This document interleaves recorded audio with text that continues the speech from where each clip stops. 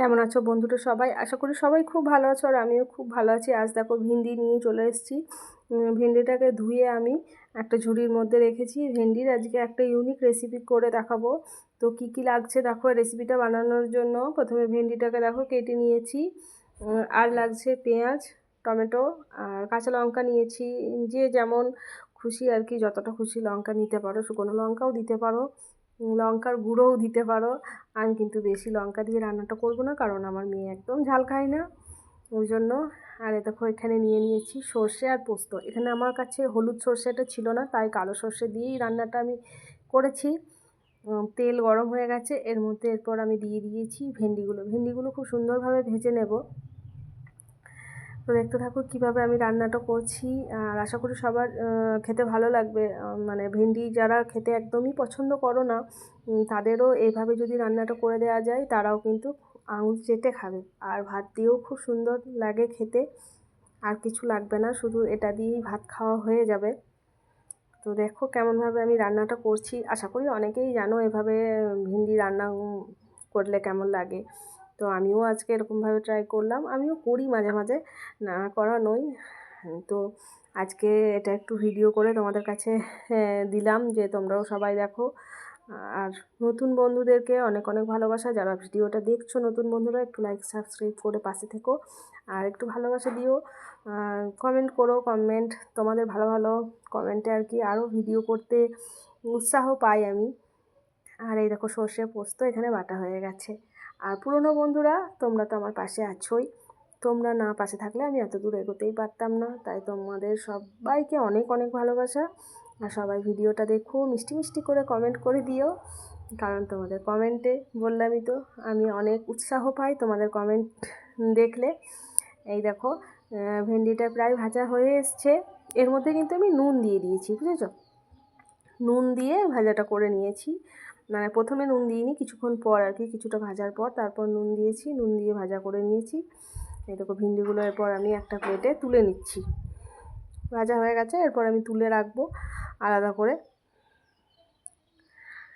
তো সবাই জানিও যে কে কে এভাবে রান্নাটা করো আর কেমন লাগে খেতে, বা তোমরা আমার এই রেসিপিটা দেখে বাড়িতে বানিয়েও খেতে পারো। এখন তো ভেন্ডির সিজন, এখন আর সিজন বলে কিছু হয় না, সব জিনিসই সবসময়ই পাওয়া যায়। কিন্তু এই সময়টা একটু বেশি, মানে যখন যে সিজনে যে জিনিস, তখন সেই সিজনেই সেগুলো ভালো লাগে খেতে। যেমন এখনকার ভেন্ডিটার যে স্বাদ, সেটা শীতকালে সেরকম ভেন্ডিটার কিন্তু স্বাদ পাওয়া যাবে না। যেমন বাঁধাকপি বলো, ফুলকপি বলো, এগুলো শীতকালেই ভালো লাগে, কিন্তু গ্রীষ্মকালে কেমন একটা মানে গ্যাস ওঠে। তো এই দেখো ভেন্ডিটা ভেজে পুরো তুলে নিয়েছি। এরপর আমি কীভাবে করছি সবাই একটু দেখো। এই দেখো কড়াইয়ে থেকে তুলে নিয়েছি। এই কড়াইয়ের মধ্যেই আমি আবার তেল দিয়ে দিয়েছি, আর দিয়ে দিয়েছি কালো জিরে ফোড়ন। খুব বেশি তেলও লাগবে না, খুব বেশি মশলাও লাগছে না, আর খুব বেশি টাইমও লাগবে না। একদম কম সময়ের মধ্যে এই রান্নাটা করতে পারবে বন্ধুরা। যাদের হাতে একদম সময় কম থাকবে, ঝটপট এটা বানিয়ে নিতে পারো। মানে আমরা তো এই গরমের দিনে চেষ্টা করি যত তাড়াতাড়ি আর কি রান্নাঘর থেকে বেরোনো যায়, যত তাড়াতাড়ি রান্না হয়ে যাবে তত তাড়াতাড়ি রান্নাঘর থেকে বেরোতে পারবো, কারণ গরমে প্রচণ্ড কষ্ট হয় রান্নাঘরে ঢুকে থাকতে। তো রান্নাবান্না তো করতেই হবে, কিন্তু রান্নাটা যদি মজাদার হয় বা টেস্টি হয়, আর সাথে যদি সময়ও কম লাগে, তাহলে দুদিক থেকেই আমাদের খাটনিটা কিন্তু অনেক কমে যাবে। তো পেঁয়াজটা কিন্তু খুব সুন্দর করে ভেজে নেব। একদম মশলাপাতি কম, যে খুব অতিরিক্ত মশলা দিয়েছি তাও না। গ্রীষ্মকালে কিন্তু একদম তেল মশলাটা কম খাওয়াই ভালো।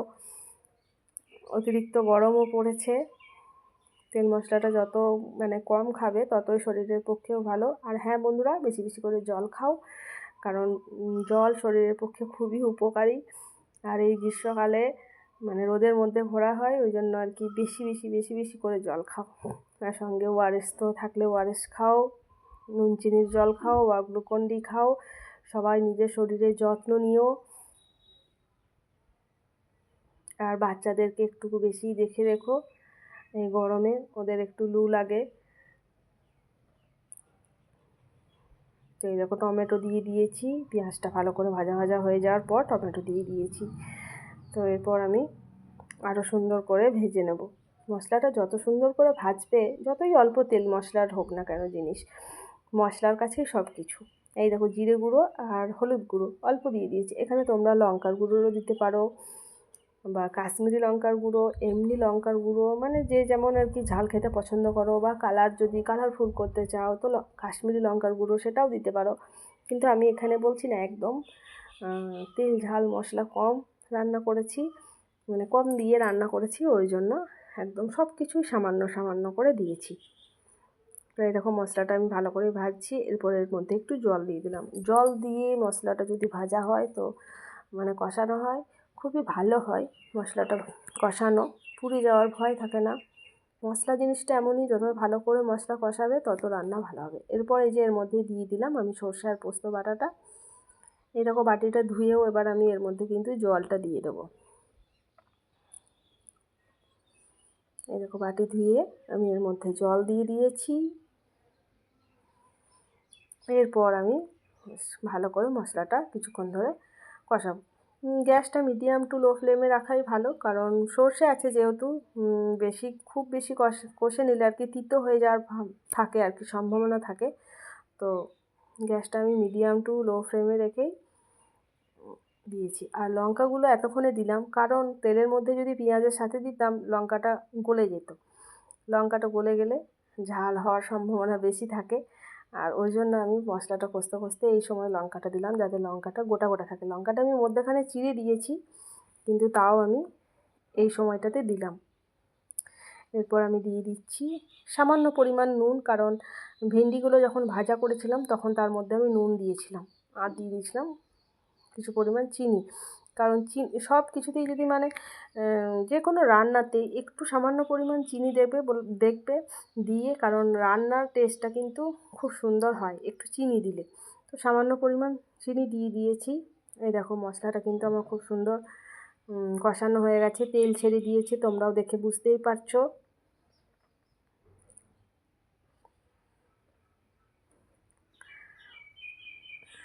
দেখে বুঝতেই পারছো মশলার কালারটাও কিন্তু খুব সুন্দর এসছে। এই দেখো কষানো হয়ে গেছে খুব সুন্দর। লঙ্কাগুলো দেখো একদম গোটা গোটাই কিন্তু আছে, ওগুলো কিন্তু একদম মানে ভাঙেনি। আর এই দেখো এর মধ্যে এরপর আমি জল দিয়ে দিয়েছি, যতটা পরিমাণ জল লাগবে, খুব বেশি তো জল লাগবে না, এটা তো গালাগা লাগা হবে, মানে মাখো মাখো হবে, ওই অল্প পরিমাণ জল দিয়ে দিয়েছি। এরপর আমি এর মধ্যে দিয়ে দিয়েছি ভেন্ডিগুলো। এরপর কিছুক্ষণ ফুটুক, যেই গালাগা লাগা হয়ে যাবে সেই নামিয়ে নেব। ব্যাস সিম্পল রান্না, খেতেও দুর্দান্ত হয়। তোমরা একবার ট্রাই করে দেখো বন্ধুরা, আশা করি সবার খুব ভালো লাগবে। আর খুব সহজ পদ্ধতিতে, একদম টাইম লাগবে না বেশি, এই গরমের জন্য একদম উপকারী রান্না সব দিক থেকেই। এই দেখো কেমন গালাগা লাগা হয়ে গেছে, রান্নাটা কিন্তু আমার রেডি হয়ে গেছে। দেখতেই পেয়েছো কেমন দেখতে হয়েছে, সেটাও জানিও। এই দেখো বাটির মধ্যে ঢেলে নিয়েছি, খেতেও কিন্তু দুর্দান্ত হয়েছিল বন্ধুরা। সবাই ভালো থেকো, সুস্থ থেকো, টাটা।